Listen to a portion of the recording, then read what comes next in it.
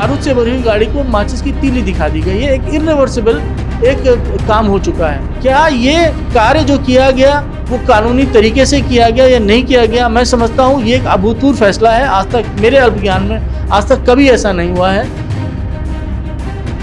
लक्षद्वीप के केस में वहाँ चुनाव नहीं हुए थे, वो जगह खाली थी। Session is 9 out of 10 in law. तो अब जो नया विधायक चुन के आ गया, अब काबिज वो है, कब्जे को मान्यता दी जाती है। अभी गवर्नमेंट को पूरा अधिकार है कि उस जो भी ये जिला जज साहब ने फैसला दिया है उसके खिलाफ जा सकती है।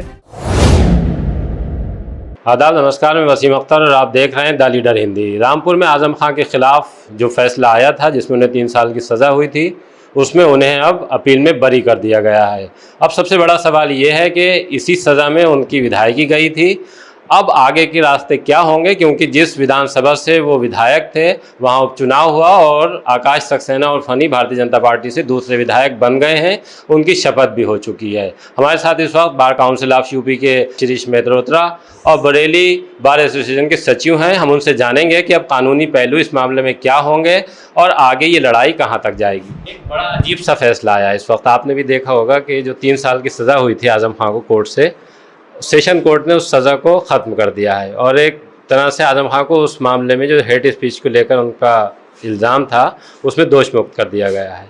तो अब चूंकि मामला सिर्फ इतना सा नहीं है बल्कि इसमें विधायकी भी गई थी उनकी, तो अब आगे क्या संभावनाएं हैं कि इसमें क्या फैसला आ सकता है? वसीम भाई, ये फैसला जो है, मेरा ये मानना है कि सुप्रीम कोर्ट में जाके बड़े संवैधानिक पीठ के सामने जाके हल हो पाएगा। अगर आप कानूनी स्थिति जानना चाहें तो वो मैं आपको बता सकता हूँ। रिप्रेजेंटेशन ऑफ पीपल एक्ट की धारा 8 का सब सेक्शन 1 और सब सेक्शन 4 यहाँ पे बड़ा सुसंगत हो जाता है। सेक्शन 8(1) ये कहता है कि यदि हेट स्पीच के मैटर में, जो कि वर्तमान में मुद्दा है, अगर उसमें किसी को सज़ा मिलती है तो सेक्शन सब क्लॉज 4 लागू होगा। और सब क्लॉज 4 ये कहता था कि 3 महीने के अंदर वह आदमी, अगर उसको समय मिलेगा, और वो अब बड़ी अजीब सी परिस्थिति पैदा होती थी सेक्शन 8(1) और 8(1) को मिलाकर। वो ये होता था कि आइंदा के लिए तो वो चुनाव नहीं लड़ पाता था, लेकिन जो वर्तमान में उसकी सदस्यता थी वो नहीं जाती थी। इस चीज़ को सुप्रीम कोर्ट ने, ये 2013 में लोक प्रहरी और लिली थॉमस की पटिशन आई थी, उसमें ये फैसला सुनाया। 2018 में वो फैसला आया, उसमें सुप्रीम कोर्ट ने कहा कि ये बड़ी अजीब सी परिस्थिति है और ये रीजनेबल क्लासिफिकेशन नहीं है, ये क्लास लेजिस्लेशन यहाँ पे हो रहा है और इसको हम मान्यता नहीं देंगे कि एक आदमी जो आइंदा तो चुनाव नहीं लड़ सकता है लेकिन वर्तमान में वो MP MLA बना रह सकता है। लिहाजा इस 3 महीने का जो अंतराल है इसको स्टे कर दिया जाए और उसको पुनः अपने आप को निर्दोष साबित करने का समय दिया जाए, वो सुप्रीम कोर्ट ने खत्म कर दिया। मीनिंग देयर बाय कि सेक्शन 8 के सब क्लॉज 4 में जो एक छूट दी गई थी उसको सुप्रीम कोर्ट ने 2013 का जो रिट आई थी 2018 के फैसले में ख़त्म कर दिया। लेकिन यहाँ पे परिस्थितियाँ थोड़ी सी अलग हैं, ये हमें समझना पड़ेगा। फ़र्क ये है कि देखिए, हम सब लोग ये जानते हैं कि अगर 1 साल से कम का समय होता है चुनाव में, तब एक सीट जो होती है उसको भरने को 6 महीने के अंदर भरने का प्रावधान कानून में किया गया है। इस सीट पर चुनाव आनंद फानंद में कराए गए, ऐसा आजम खां जी का, मैं समझता हूँ आजम खां का ऐसा वो हो सकता है, क्लेम हो सकता है। इन परिस्थितियों में जब सीट को भर दिया गया और कानून के द्वारा वहाँ पे विधानसभा के सेक्रेटेरिएट से चुनाव डिक्लेयर करा के उसको भारत के इलेक्शन कमीशन ऑफ इंडिया ने चुनाव करा के सीट को भर दिया है, तो अब एक इरिवर्सिबल, एक जिसे एंसन की भाषा में बोलूँ तो बारूद से भरी हुई गाड़ी को माचिस की तीली दिखा दी गई है। एक इरिवर्सिबल एक काम हो चुका है। परंतु क्या ये कार्य जो किया गया वो कानूनी तरीके से किया गया या नहीं किया गया, मैं समझता हूँ ये एक अभूतपूर्व फैसला है। आज तक मेरे अल्प ज्ञान में आज तक कभी ऐसा नहीं हुआ है कि इस तरीके की परिस्थितियाँ पैदा हुई हों।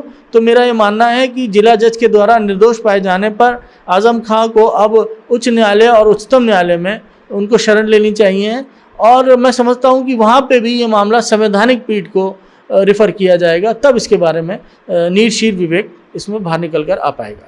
अच्छा, हम इस पूरी प्रक्रिया को देखें तो जिस तरह से आजम खां को अयोग्य घोषित किया गया विधायकी से और उसके बाद उनकी सीट पर चुनाव करा लिया गया, अब चूंकि कोर्ट ने एक तरह से वो जो मुकदमा जिसमें उन्हें सज़ा हुई थी उनको बरी कर दिया उस मुकदमे में, तो क्या जिसे अगर हम देख सकते हैं कि जैसे आयोग है या सरकार है उसके पास ये रास्ता है कि इस अपील के खिलाफ वो कोर्ट जाए? देखिए, सरकार जिस भी व्यक्ति ने इनकी जो सज़ा करी है उसको ये बिल्कुल अधिकार है कि वो ऊपर जाए, परंतु ये फैसला मैं समझता हूँ कि जो भी सरकार के अपने कानूनी, चाहे एडवोकेट जनरल हो, चाहे उनसे ऊपर के जो भी न्यायिक सलाहकार हो, उनके द्वारा ये मैटर राय लेके आगे बढ़ा जाएगा इसमें। परंतु ये बात सही है कि ये जो भी फैसला आया है ये एक अभूतपूर्व फैसला है और मैं समझता हूँ कि कानून की नए सिरे से व्याख्या इस केस में होगी।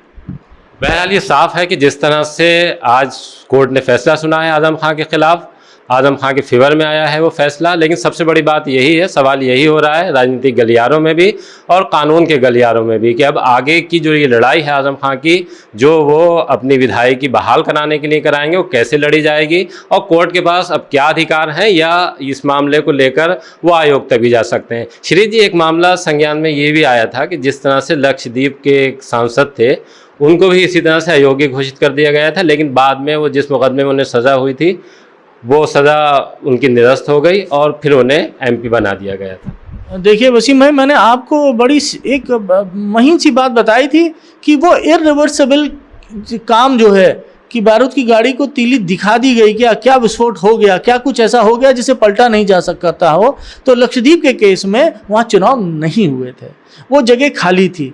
देखिए, कानून हमेशा, चाहे वो सिविल कानून हो चाहे क्रिमिनल का कानून हो, वो जो आदमी कब्जे में होता है, जो आदमी काबिज होता है, उसको possession is 9 out of 10 in law.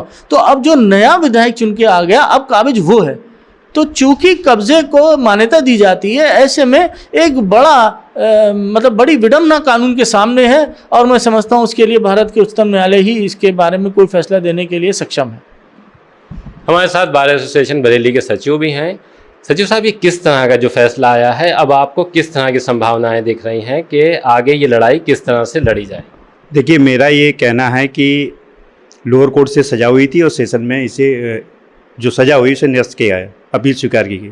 इसके बाद भी जो राज्य सरकार है उसे अधिकार है कि वो अपील करे हाई कोर्ट में, और जब तक अपील में उसका निस्तारण नहीं हो तब तक उस बारे में ये जो संवैधानिक चीज़ें हैं वो नहीं आ सकती, क्योंकि ये फौजदारी मुकदमे से रिलेटेड है। इस समय गवर्नमेंट अगर वो अपील में नहीं जाती है तब तो संविधान में वो अभी गवर्नमेंट को पूरा अधिकार है कि उस जो भी ये जिला जज साहब ने फैसला दिया है उसके खिलाफ जा सकती है, और जब उसमें निर्णय होगा, अगर गवर्नमेंट नहीं जाती फिर आजम खां जी उसमें वो कर सकते हैं। जब तक गवर्नमेंट पे अपील का अधिकार है तब तक, जब फैसला नहीं हो जाता तब तक इसमें मैं समझता हूँ कानूनी तरीके से अभी किसी भी तरीके कहने कोई विचार इस समय नहीं हो सकता कि विधायकी के बारे में। गवर्नमेंट पे अपील का टाइम होता है, 60 दिन का समय है, और वो अपील में जा सकती है। वहाँ पे अपील में जाएगी तो ये सब चीज़ें, जब तक अपील तय नहीं होगी तब तक हम कोई दूसरा और कार्य, कोई भी ऐसे वैधानिक कार्य नहीं कर सकते कानूनी। अभी आपने सचिव साहब को सुना और बार काउंसिल ऑफ यूपी के अध्यक्ष को सुना, मतलब साफ है कि ये एक ऐसा पेचीदा मामला है कि जिस पर अभी लंबी बहस होगी और लंबी कानूनी प्रक्रिया चलेगी।